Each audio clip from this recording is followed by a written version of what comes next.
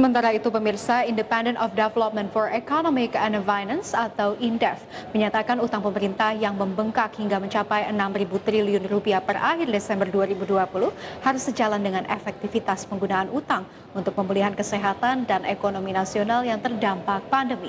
Menurut INDEF, yang terjadi yang menjadi catatan yakni kemampuan negara untuk membayar hutang. Ekonom senior Indef, Eni Sri Hartati, menyatakan utang negara memang harus dilakukan untuk menambah anggaran stimulus pemulihan ekonomi nasional. Eni menyebutkan utang yang besar harus sejalan dengan efektivitas penggunaan anggaran. Selain itu, Indef menyoroti penerimaan negara di tahun 2021 yang masih akan tertekan, membuat resiko pembayaran utang harus dipertimbangkan pemerintah. Menurut Eni, selain mengandalkan utang, pemerintah bisa mengambil jalan lain dengan merealokasikan anggaran kementerian dan lembaga yang kurang efektif untuk menangani pandemi COVID-19. Ada efektivitas penggunaan.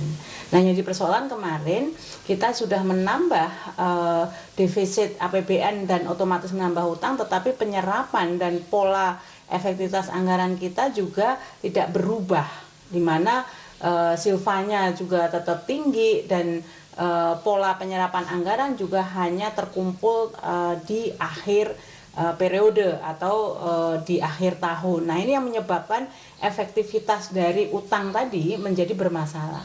Nah, apakah utang ini aman? Kita posisi utang Indonesia ini agak berbeda jauh dengan waktu krisis moneter 97-98. Jadi waktu itu juga utang pemerintah mengalami peningkatan cukup signifikan dan jumlahnya cukup besar.